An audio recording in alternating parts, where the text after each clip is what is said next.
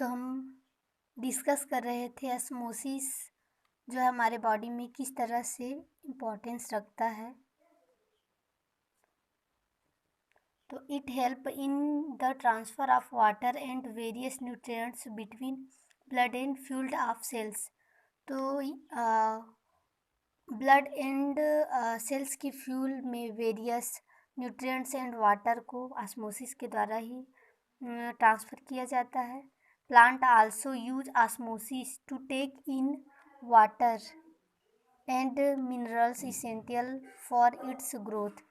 तो प्लांट्स जो है अपने ग्रोथ के लिए वाटर एंड न्यूट्रिएंट्स मिनरल्स जो है ऑस्मोसिस के द्वारा ही ग्रहण करता है। अब आगे देखते हैं हमारा अगला टॉपिक मेम्ब्रेन इक्विलिब्रियम। इसे डोनर मेम्ब्रेन इक्विलिब्रियम भी कहते हैं। तो at equilibrium the osmotic pressure of the two solution are different. Equilibrium पर ऑस्मोटिक प्रेशर टू सॉल्यूशन का ऑस्मोटिक प्रेशर जो है डिफरेंट होता है। And if two reference electrodes से calomel electrodes are connected to the solution. जब इस two solution को कैलोमल इलेक्ट्रोड के द्वारा या फिर रिफरेंस इलेक्ट्रोड के द्वारा कनेक्ट किया जाता है साल्ट ब्रिज के through, then a difference of potential between the two electrodes is found to be present.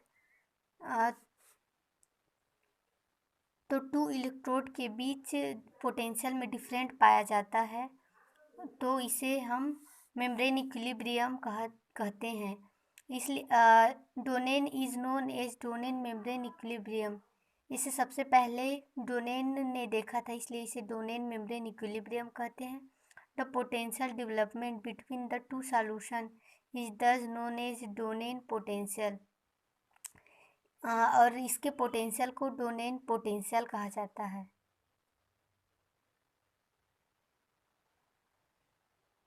मतलब कि किसी भी टू सॉल्यूशन के टू इलेक्ट्रोड के पोटेंशियल डिफरेंट होता है। अब आगे देख लेते हैं। The two components of Donnan membrane equilibrium are.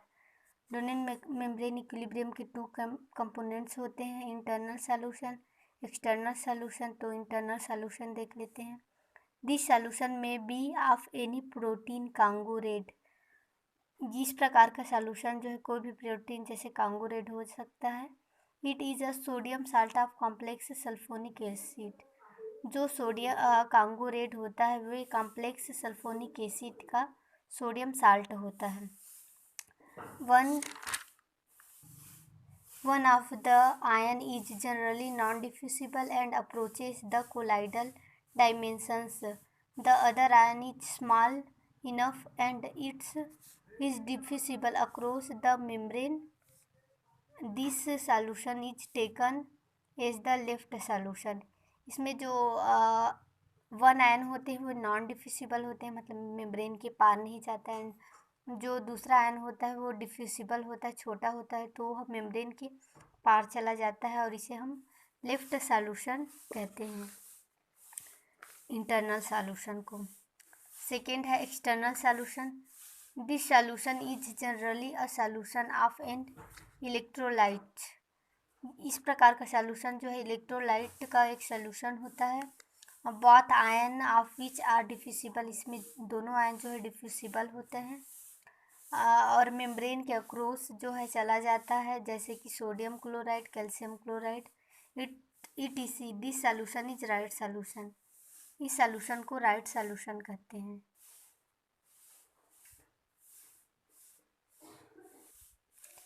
यहाँ पर हम 4 डिफरेंट टाइप के केस देखते हैं जिसमें डोनेन मेम्ब्रेन इक्विलिब्रियम को अप्लाई किया गया है। तो फर्स्ट टाइप के केस में है the electrolytes in two solution have an ion in common. इसमें टू सॉल्यूशन के आयन जो है कॉमन होते हैं। तो sodium plus A-C1 internal solution और sodium plus chlorine minus C2 external solution. Ion A represent the non diffusible ion. जो ion A है वो नॉन डिफ्यूसिबल आयन को रिप्रेजेंट कर रहा है। C1 एंड C2 जो है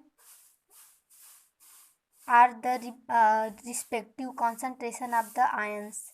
C1 एंड C2 जो है आयन के कॉन्सेंट्रेशन को रिप्रेजेंट कर रहा है। और the dots line represent the semi permeable membrane. यहाँ पर C1 एंड C2 आयन के कॉन्सेंट्रेशन को, और जो ए माइनस है वो नॉन डिफ्यूसिबल आयन को, मतलब कि ये जो है परमिएबल मेम्ब्रेन के पार नहीं जा सकता, और ये जो डॉट है वो परमिएबल सेमी परमिएबल मेम्ब्रेन है।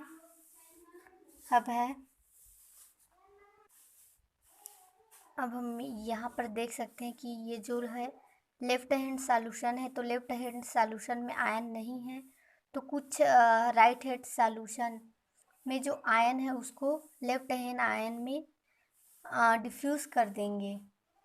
तो माना कि क्लोरीन आयन का 1 मोल पर लीटर राइट से लेफ्ट सॉल्यूशन में मूव करती है।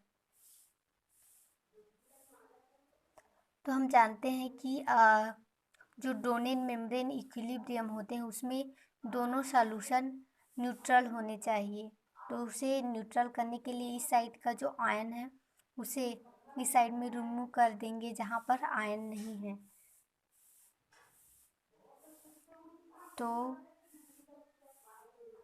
तो सोडियम आयन का 1 मोल पर लीटर भी राइट से लेफ्ट सॉल्यूशन में डिफ्यूज़ होना चाहिए।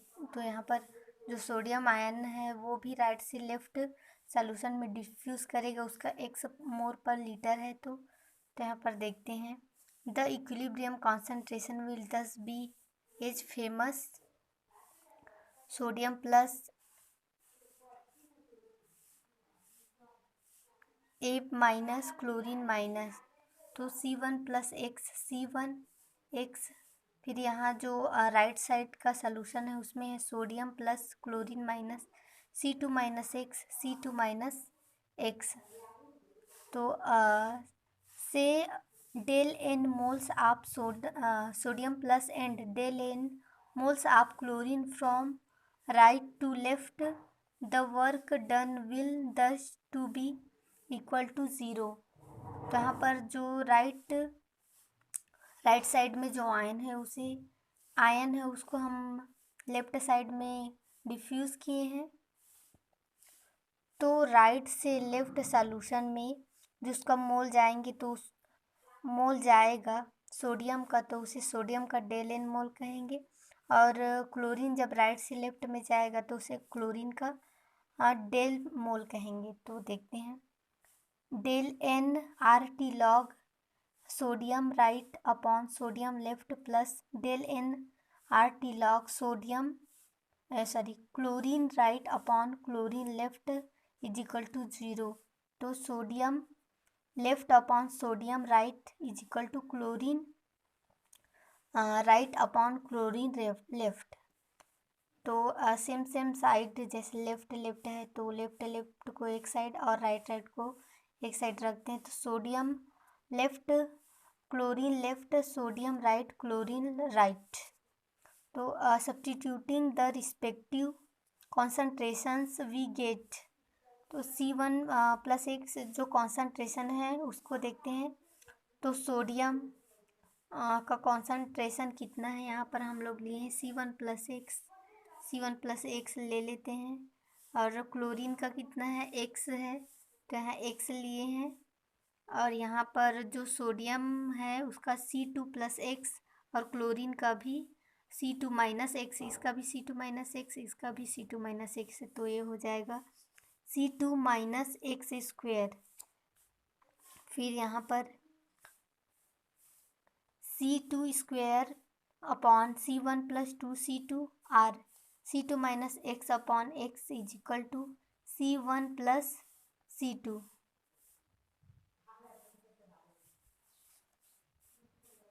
The quantity C2 minus x upon x, यहाँ पर C2 minus x upon x है वो represent the distribution distribution ratio of sodium chloride between R and L solution. तो यहाँ पर जो C2 minus x upon x लिखा है वो way right and left solution के बीच सोडियम क्लोराइड के डिस्ट्रीब्यूशन को रिप्रेजेंट कर रहा है। अब जो सेकेंड केस है उसमें है the electrolytes on both the sides have no common ion. और इसमें जब सेकेंड केस में ये है कि जब सॉल्यूशन में दोनों आयन कॉमन न हो, तो suppose the initial condition is represented as sodium plus A minus C2 और है potassium plus chlorine minus C2 let's X moles per liter of K plus ions and Y moles per liter of chlorine ions diffuse from right to left solution. During this change, let Z moles per liter of sodium ions diffuse from left to right solution. यहाँ पर ये जो है left solution है और यहाँ पर right solution है, तो इसको भी जो राइट सॉल्यूशन है उसको भी लेफ्ट सॉल्यूशन की ओर डिफ्यूज़ करेंगे, तो जो क्लोरीन आयन्स का एक्स मोल पर लीटर और पोटेशियम आयन का एक्स मोल पर लीटर और क्लोरीन आयन का एक्स मोल पर लीटर दोनों को ही डिफ्यूज़ करेंगे। इस चेंज के दौरान सोडियम आयन के जेड मोल पर लीटर को लेफ्ट से राइट और इसी प्रकार यहाँ पर जो सोडियम आयन है उसके जेड पर मोल लीटर को भी लेफ्ट से राइट में डिफ्यूज़ करेंगे।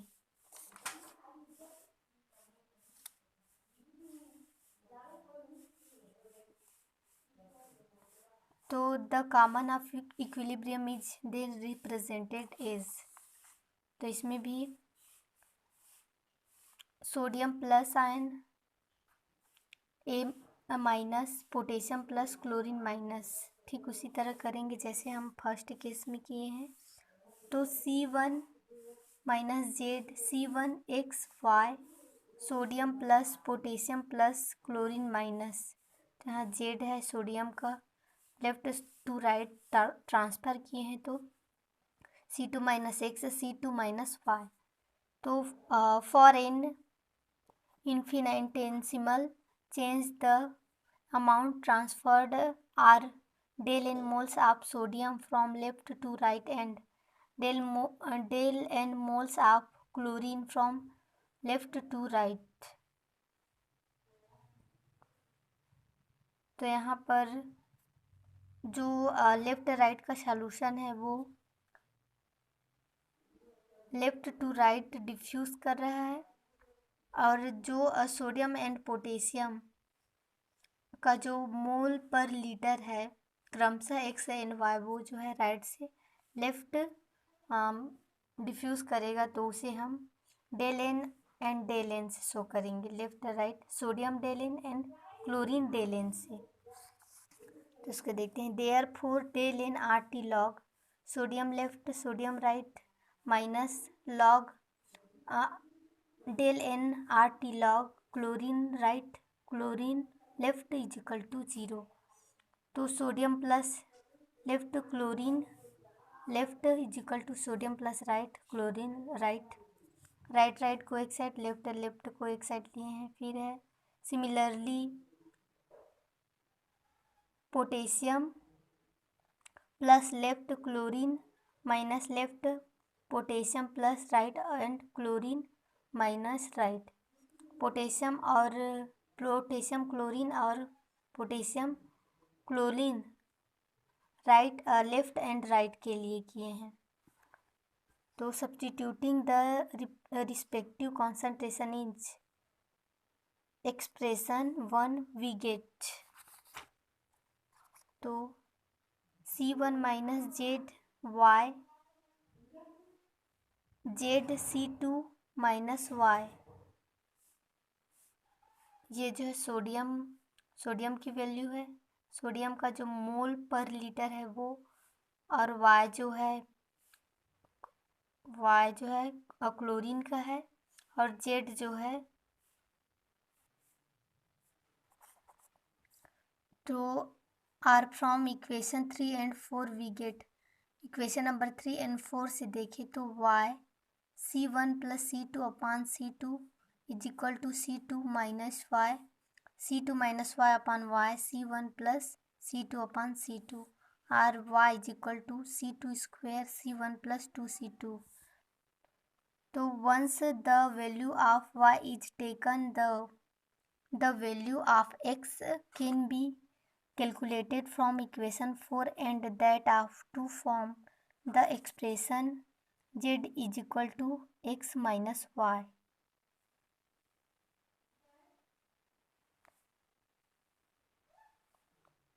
तो y की वैल्यू ज्ञात हो जाने के बाद x को इक्वेशन 4 से कैलकुलेट किया जा सकता है एंड z को z is equal to x minus y से कैलकुलेट किया जा सकता है।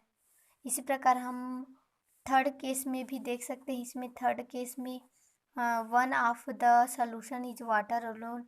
इसमें जब वाटर को अकेले रखा जाता है एक सॉल्यूशन में अदर सॉल्यूशन को, सोडियम को रखा जाता है, सोडियम क्लोराइड के सॉल्यूशन को रखा जाता है।